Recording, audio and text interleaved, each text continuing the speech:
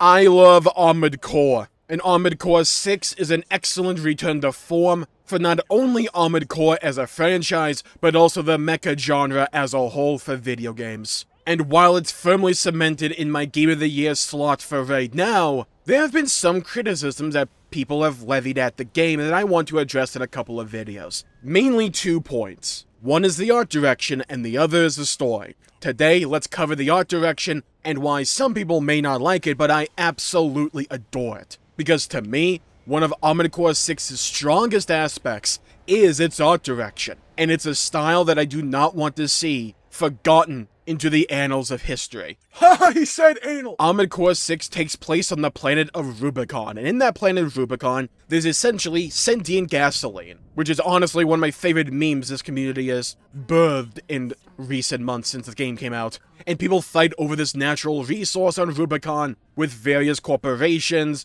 duking it out, and the planet has largely turned into a barren wasteland, populated only with scattered dots and remnants of civilizations long past, but also the might of corporate progress, creating military installations to duke it out with other corporations, while also extracting the valuable coral resource from the planet. The game is very bare bones, in ways, desolate, and apocalyptic in its appearance, but honestly, I absolutely love that, and there's few in the industry that do it as well, or even remotely as well, as FromSoft. They are famous for this. While a lot of other mecha games and, well, anime and shows can be very colorful or over the top and vibrant, Armored Core has always been kind of grounded in this gritty, dark atmosphere that just looms over you like this noxious cloud that leans on your every being and reminds you this is not a happy world. There's war, conflict, and human greed, and people with ideals trying to, in despite of all of that, forge ahead with those ideals, to whatever degree of success that game will give them. Armored Core 6 is no exception, but with modern technology and modern graphics, it looks absolutely stellar. If there's one critique I could levy at it, it's that there's maybe too few environments. Like, most of the time you're either in a base, you're on a giant snowy plain, or you're traversing some kind of gray building up in the sky. But honestly, while those thoughts did pester my mind on occasion, in retrospect, and even when I was playing, I kind of adore that. At no point does Rubicon ever give you this sense of security. Does it ever give you a sense of comfort, as if you belong here, or as if the events of the game are for the best of Rubicon, and you're seeing those effects take place all the time. And I absolutely love the scale and skyboxes in this game, and even the use of color. The different times of day throughout this game and various missions are absolutely beautiful, like the sunset skies during the end of Chapter 2. By the way, mild spoilers from here on out, giving you this like yellowish, orangey, red hue that just permeates everything. The lighting in this game is absolutely engrossing, and it comes back to one of my age-old ideas when it comes to video game graphics. It's not always about texture resolution or the amount of polygons you use. Lighting can be a massive component to when it comes to creating a beautiful scene. And art direction is key, and FromSoft nailed both of those. Whether you're looking out over vast tundras and ice, well, oceans, or snow-dotted landscapes, or exploring the magma-filled halls of corporate aerial bases, the game is absolutely stellar.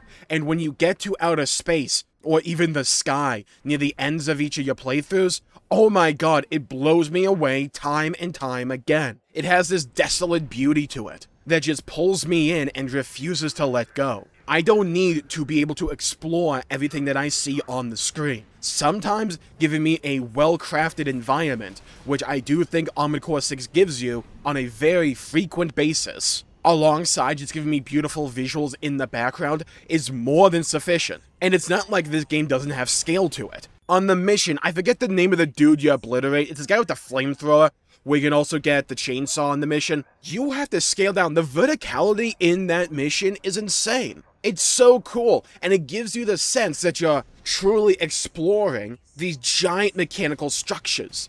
It's incredible. alongside the beauty of the skybox if you're willing to go look out. If you're always looking down and just at the floor, then sure, you're probably just going to see a bunch of gray or a bit of snow from time to time, but if you look at a natural angle, or even look up on occasion, it's absolutely stellar. And I love that about Armored Core 6. You are piloting an extremely heavy piece of machinery with your Armored Core, and the world itself feels heavy to compensate for that. It's heavy in tone and atmosphere, and just weighs down on you. And with how dark and kind of blue-ish the world can be at times, or at least gray, having coal be this like bright red, almost like blood red, substance that can permeate the sky, it's a beautiful contrast in colors. Some of my favorite environments in the entire game are those Raven missions where you're fighting the old dude, the old Raven, who you stole basically his name tag to become a mercenary. You duke it out against him on 2 separate missions, and both of those missions are some of my favorite visuals in the entire game, because the environment that you're in is largely empty,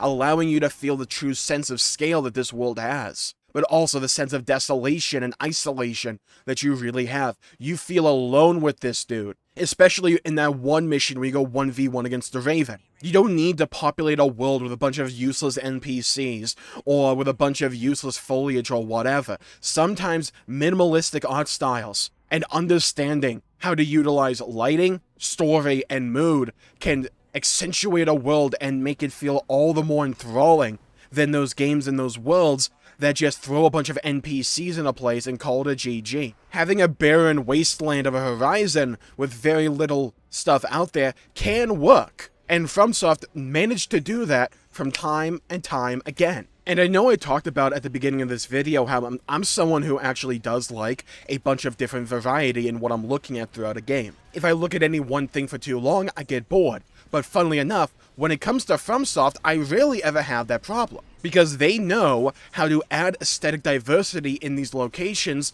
even when the color palette or the actual composition of many of these locations can be kind of samey. They give you different scales, different verticality senses. They populate the world with different features, utilize time of day and lighting to give it a different sense, make it feel unique. They don't need to make sweeping changes to a lot of these locations, or to have a bunch of different locations in this game. They can utilize the ones they have, but because they're so good at creating a scene, creating an atmosphere, and pulling you in, each of these missions can feel distinct and memorable to me, at least for the most part, and work. Again, I talked about spoilers before, spoiler warning again. Remember the giant freaking, ship that's supposed to like suck up the coral that you have to destroy at the beginning of the game on your first playthrough, but on like New Game Plus, you actually have to go defend it, but you fail and it blows up immediately? That is roughly a very similar environment, but just time of day and the color palette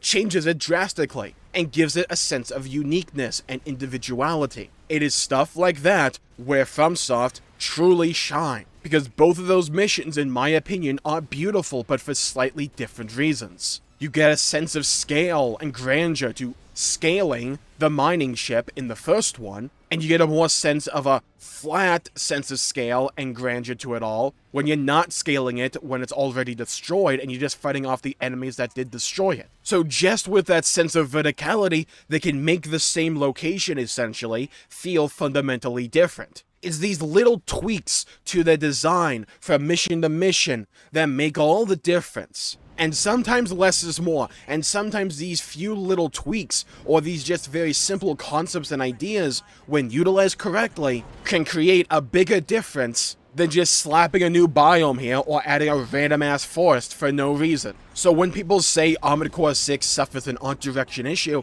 I just don't see it. Like, to each their own, right? Like, some people just will not like the desolate landscapes of Armored Core 6, and that's entirely fine. I'm not here to tell you that my opinion is objectively correct, and that you have to understand it and then agree with me. But what I'm saying is, from my perspective, and in my opinion, I think Armored Core 6 is one of the most beautiful games we've had in recent years, because they understand art direction for a sense of desolation and invoking and even evoking that sense of beauty that desolate landscapes and apocalyptic locations can instill. And you pair that with the badassery of being in a freaking Armored Core, and it just works well. So yeah, in conclusion, if FromSoft want to get working on the next Armored Core game, I mean, feel free, go right on ahead, I won't stop you. Because FromSoft are absolutely goated when it comes to world design and art direction. I can't think of a time where they failed, or dropped the ball. Every game they do is beautiful, and Armored Core 6 is absolutely no exception in my opinion. And next time, we'll cover the story, my thoughts on the narrative, how it tackled the narrative, and why I'm a big fan of it. So thank you all for tuning in, my pleasure for making the video, and if you want to see that upcoming video, please leave a like and subscribe. It really helps the channel out and helps support future content, and I greatly appreciate it. That video should come in about a week's time, so stay tuned for that and get excited, yeah? It's gonna be a fun one. Thank you all for tuning in. Make sure to leave a like and subscribe to make sure that I know you want to see the next video, and for you to be notified for when I upload and stream in the future. Stay safe, have a great day, and I'll see you all next time. Bye-bye, everybody. Till we meet again.